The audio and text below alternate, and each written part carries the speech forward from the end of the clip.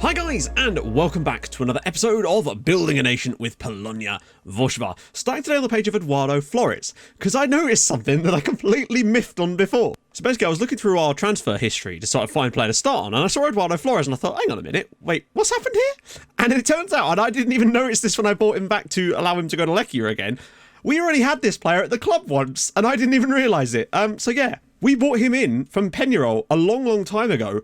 He did one season here, did a loan back to Chile, and then I sold him straight back for 1.5k, basically. Did a few years back in Chile before Lechia went, you know what, fancy that. Put 1.2 million down on the table, and then he's been there for years. So I had no idea that this guy actually used to play for us, and the reason Lechia knew about him was presumably because he played that year in Poland.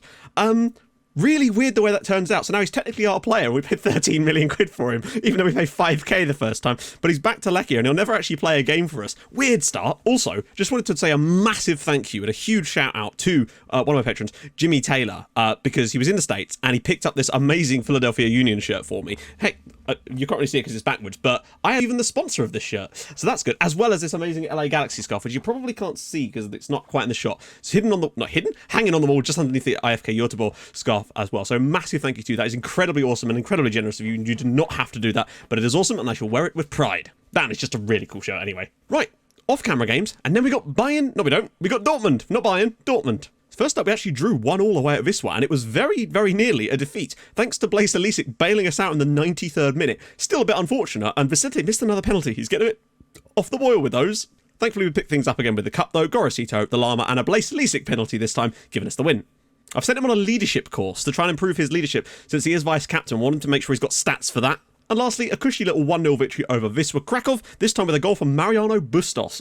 Rotated side, did the trick in the end, took a little while though. That leaves the league looking like this. Well, 8 points clear at the top, as you'd imagine, but you can really see now this breakaway is ridiculous. 2 points separate second and sixth, but then it's a 9-point gap back from sixth to seventh. I genuinely wonder how big that gap's going to get by the end of the season. Let me know your predictions. What do you think is going to be the gap between 6th and 7th place this season? I reckon now, based on this, I'm going to say it's going to be 14 points at the end of the year.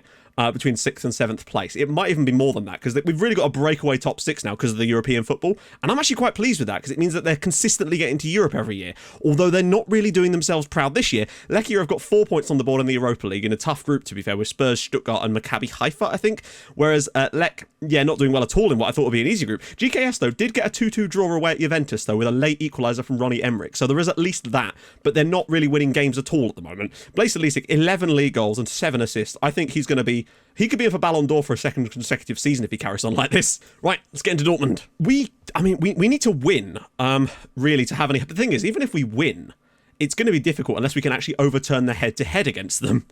But as the home team, you never know what we're capable of. So, let's just have a little look. Pereira, Lisek, Gorosito,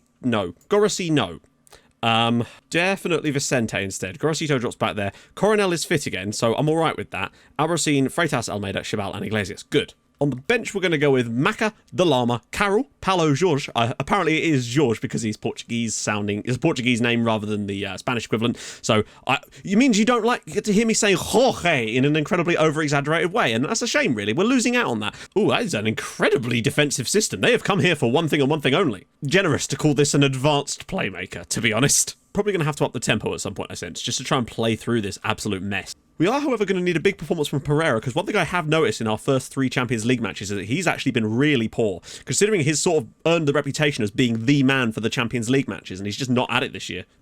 Tough start. A decent amount of the ball so far. Oh, Albarracin does really well to get in there. Pereira completely surrounded. Gorosito driving forward. Finds for Posse. Use Chabal. You've got to Pereira. Oh, well, there we go. He's finally scored in the Champions League. 1-0 after 80 minutes, and I think we've bloody well deserved that. For Posse with another assist. Really good. And Ibrahima Pereira, 14th goal of this season, starts this off well by getting out of a tight space. Gorosito does nicely again. I thought Posse would lay this off, but instead he's just dinked one out, and Pereira's just running in there. They've got to look at the amount of players Dortmund have in their box, and we've still been allowed to score a goal. Good start. Really good. Garrido. We're pushing up really high on them, which could either work brilliantly or terribly. And it could... Right, Coronel's... What on earth was he doing there? I don't get what that was. Coronel seems to head the ball. Like, quite literally that time, there was no one else in the area. Oh, no. Oh, come on. Right, I don't... We're not going to get to see it at the replay, I don't think. It's going to be, yeah. Coronel was completely on his own in the middle of the field. There was, like, I know with the fullbacks I get frustrated at them, but that time there was simply zero reason for him to head the ball. There was no one within about 15 yards of him. All he has to do is bring that down, and for some reason, he heads it directly to the Dortmund player.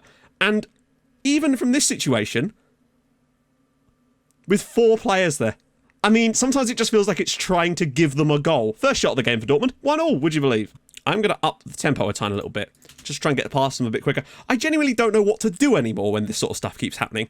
We've been brilliant so far in this match. Alba has seen, ball across, for Posse's header, and it's in the back of the net. We're straight back in front. Kelvin for Posse. That is an absolutely brilliant goal.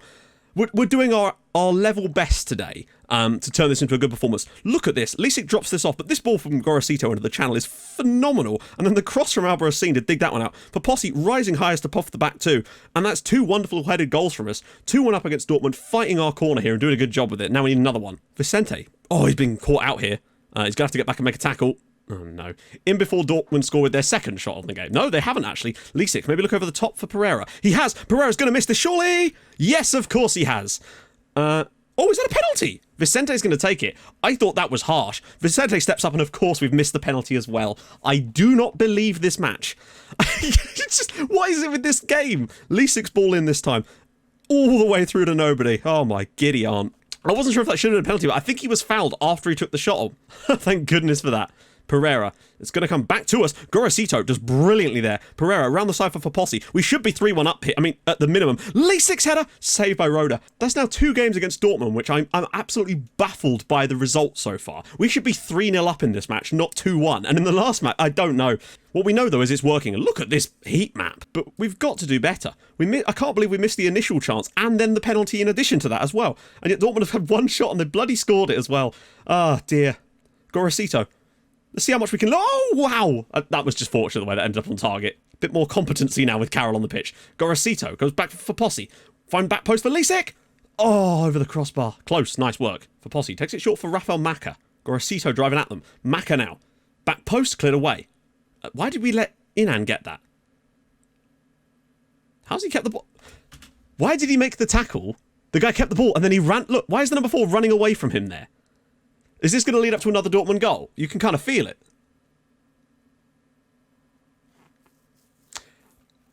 I'm getting a little too good at predicting when Dortmund are going to score in this tie. I did it in the first leg twice. And I think I've done it twice today as well. It's like there's a pattern in the build-up that lets you know when they're about to score a goal.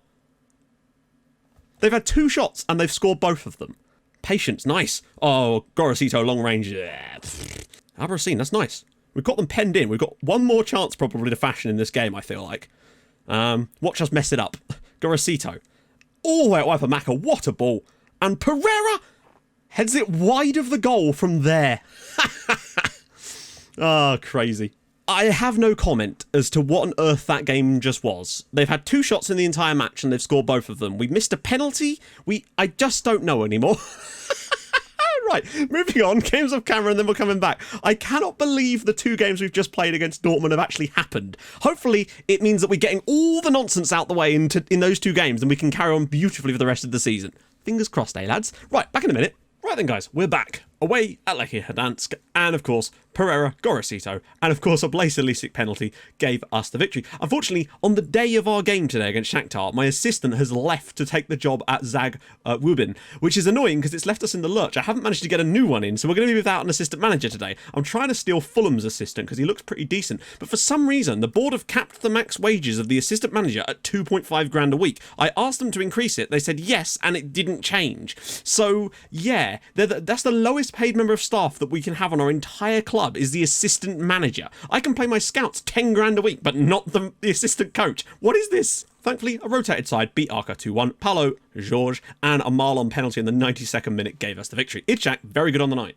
So yeah, frustrating times in the assistant managership. So yeah, I'm not really sure how that's going to work. Today, though, it's just about getting ourselves qualified, really. Which should be fine, but we do need to keep plugging away and hoping that Dortmund are going to drop some points. They are away today, at least. Really like the idea of streaming the series. If you do that, half more of the streams happen. Streams, if they do happen, which obviously they should in theory now that I have more time, would be Tuesday and Thursday. When I did this before, when I had a bit of time and I started streaming, was it Amiravaka? Those were Tuesdays and Thursdays, basically, during the day. And now, some people had some concerns about not being able to see them and stuff, and I kind of didn't really think about that. And the reason why I wasn't going to put them on YouTube is that way we could play normal music on Twitch. But what I might do is just put like copyright-free music over for those sessions, and then I'll just upload the whole streams to YouTube as like one video, so there's not like parts or anything. That way you guys that want to watch that sort of stuff could watch the stream back, but it would not be the same as these videos. It would be a lot of, you know, interacting with chat and going through the games and not that. But yeah, so I might be able to do that in addition to the season recaps for those of you that really do want to watch that kind of stuff, so don't worry. Leesick up there with Millington in your Hall of Fame. Yeah, I think he probably is, to be honest. I'd say he's working his way into the upper echelons of that level of my saves. Millington, Fabio, Slavi Danchev, Jonas Svenningsson, but I think Leesick really is in the top notch. I don't know. Let me know what you guys think. Is he Millington level yet or not quite? Glad to hear the final season, and I'm going to miss it every night at 6. Right, so one quick thing as well. When Huesca starts, I'm probably going to start moving the video to 7 instead of 6, so that, yeah, it just seems like it's a more optimal time to upload anyway. So they might well be at 7 instead of 6, which is what I always used to do, and I have no idea why I made it 6 when I came back. It makes it a bit of a bastard during getting things done sometimes, so it'll probably be 7 o'clock from the start of Huesca onwards, basically. Right, Shakhtar, let's go out there, batter some people around. I can do a quick pick. I don't know who it's going to ask, but we'll get off of this first. And, well, I guess it must be one of my coaches or something. Pereira, Leesick, Carroll is going to start, because Carroll has now complained about a lack of game time, and I'm going to have to start giving him some time, because let's face it, he's been bloody good this season anyway, and I think he needs to play some games, so we're going to start him there. Leesick, Carroll for Posse, Gorosito, Coronel. Do I want to start Maurizio Coronel or not? To be honest, he has not had a good time of it so far, and Montañez actually has, so I might be tempted to start him instead. Albarracin, Freitas, Almeida, Chabal, and Iglesias. On a slight side note, I had a look at some of the scouting options when you actually take over as a scout. So much depth. I cannot wait to get stuck into that with Huesca and start doing it all myself. It's going to be hard, but I think it's going to be so rewarding to actually figure that shit out. Shakhtar have taken a leaf out of Bruges' book. Interesting. Don't think it's the end of the world. I think we're just going to stick with what we do. The other game must be the late game, so we'll definitely keep an eye on that. We'll sim it, well, not sim it, we'll go through it afterwards to see what happens, because if Bruges were to take some points, but the thing is, they'd have to beat them, and I just don't see them beating Dortmund somehow. I think we need to start distributing to the fullbacks. They're going to have a lot more space today for Posse's header. Oh, he's at the crossbar as well now. Oh, the run's being made by Maka. I think Gorosito might be able to find him. There he goes, Rafael Maka to put a ball in. He does. Pereira, Leesick. Oh, beautiful stuff. The two Polish lads linking up. Blaise Leesick's 16th goal of the competition. Is he offside? No, he isn't. There we go. 16 goals this year for Blaise Leesick. I think the Ballon d'Or could well be about to get its first, well, not, you know, first time I've ever had a player win it twice, that's for sure. What a ball by Maka, by the way. Pereira misses it, but Leesick's just there to sweep that home, and we lead 1-0 in Donetsk, if they're even playing their games in Donetsk. Go out there in the second half, maybe grab a second goal, but, you know, the fact is we managed to concede a shot today, and it didn't go in, so that's always a bonus. Leesick, driving at them, not quite. Albarracin straight there for Posse. Round the side goes Maka. He couldn't find it, but Gorosito might. There we go. Can Rafael Maka dig out another wonderful cross? He does, you know. Oh, he's looked solid tonight. Leesick's ball in. Freitas' header, and it's in the back of the net, and Leandro Albarracin has somehow got a flick onto that. Only his second of the year. Freitas gets the... Wow, that's weird. Leesick whips one across. I think Albarracin just gets in the way of this here, and he just gets the tiniest little touch on it to take it past the keeper, and that should well be game over. Oh, we've won it. Here we go for Posse. Men surging forward. One of them is Pereira. He's got the pace. Surely he can finish it from here. And again... He always misses the one-on-one opportunities. They always do. All the strikers, apart from Fernandinho, most of the time. Looks across for Maka. He's got room himself here. Could maybe go for it. He's through. Oh, what a beautiful piece of play from Rafael Maka.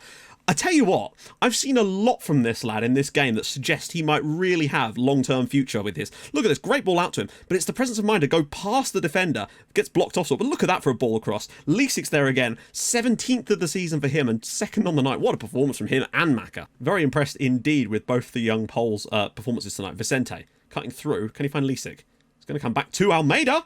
Oh, and Gibran Almeida scores his first goal for the club. 4-0. It took us a little while to get going in this game, but once we broke the deadlock, everything has been rosy since then. First goal for him, 4-0 up away at Shakhtar, and cruising through to the next one. So why can't we put these chances away against Dortmund? Leesick gets the assist this time. Ball whipped across. Almeida gets it. Doesn't waste any time on getting that finish off. Goalkeeper's nowhere near that. Leesick now with 2 goals and assist on the night as well. Chelsea are 9-0 up over Red Bull Leipzig.